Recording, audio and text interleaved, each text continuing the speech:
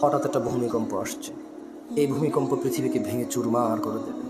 আপনি দেখতে পাচ্ছেন যে কি বাচ্চা কাঁদতেছে, মা কত মায়া, বাচ্চাকে দুধ খাওয়াচ্ছে, এমন কাঁপুনি আসছে, এই জীবনের এমনটা দেখেনি, ভাবেনি।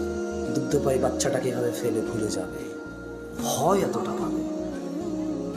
5 মাস 7 মাস 10 মাসের গর্ভবতী মহিলা, ডেলিভারির এখনো ডেট আছে।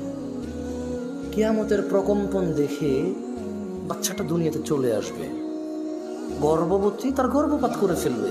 কোনো নার্স লাগবে না, কোনো ধাত্রী লাগবে না, ডেট আসা লাগবে না। ও মহিলা এত ভয় পাবে, ও মহিলা এত ভয় পাবে, ও মহিলা এত টেনশন করবে, এত টেনশন করবে, ও এতটা আজব হয়ে যাবে, ও এতটা অবাক হয়ে যাবে। ওর পেটের বাচ্চা দুনিয়াতে চলে আসবে, ও বুঝবে না।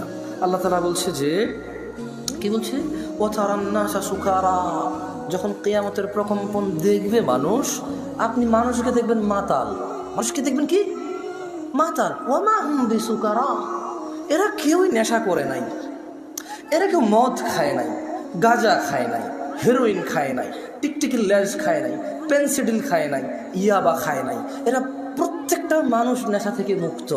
ওমা হুম বিসুকারা, এরা কেউ নেশাগ্রস্ত নয়। ও তারান্নাসা সুকারা, আপনি মানুষকে দেখবেন মানুষ মাতলামি করতেছে।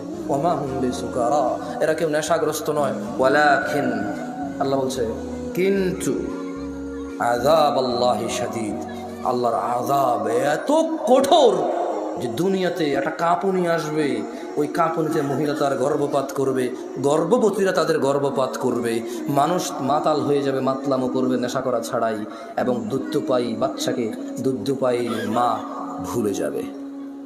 এই আয়াতের শুরুতে আল্লাহ বলছে ইয়া আইয়ুহান নাস, মুসলমানকে না, হিন্দু বৌদ্ধ খ্রিস্টান